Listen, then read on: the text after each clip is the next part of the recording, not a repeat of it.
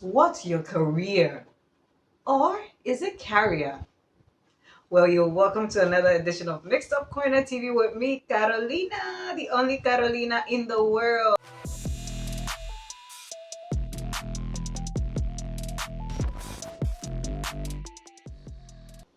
Wait, but before we go on, please do well to subscribe. Yeah, king, king, king, king, king.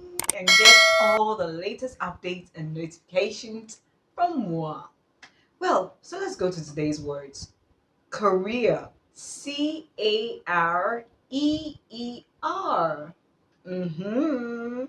And carrier.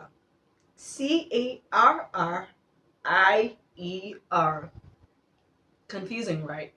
Well, what does it mean when we say career? Career. It's simply a profession someone trains for, okay? So he has a career in medicine. I have a career in journalism and communication studies, okay?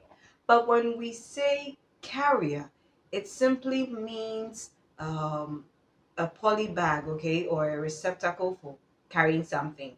So that's a carrier. That's why we have a carrier bag, not a career bag.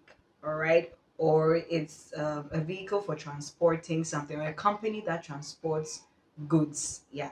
So those are the differences.